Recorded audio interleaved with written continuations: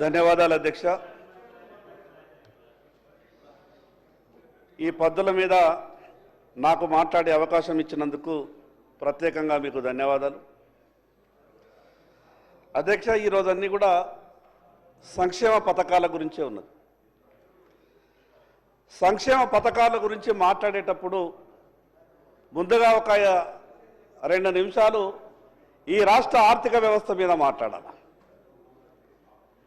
ఇంత గొప్పగా 3,04,000 కోట్ల రూపాయల బడ్జెట్ పెట్టుకొని సంక్షేమ పథకాల గురించి ఇంత గొప్పగా మనం చర్చించుకుంటున్నప్పుడు ఈ రాష్ట్ర ఆర్థిక పరిస్థితి ఇంత అధ్వాన్నంగా ఉన్న సమయంలో అసలు సంక్షేమ పథకాలు ఏ రకంగా అమలు చేయగలుగుతారు? ఒక పక్క తెలంగాణ రాష్ట్రం వస్తే అన్నీ బాగుంటాయి, ఎవరికి ఎక్కడ ఎటువంటి ఏ ఇబ్బంది రాదు, అంత గొప్పగా పోరాటం చేసి సాధించుకున్నటువంటి తెలంగాణ రాష్ట్రం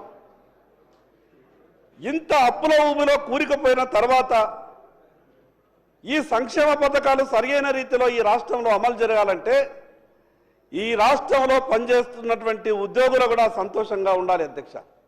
లేకుంటే సంక్షేమ పథకాలు సరైన రీతిలో అమలు కావు.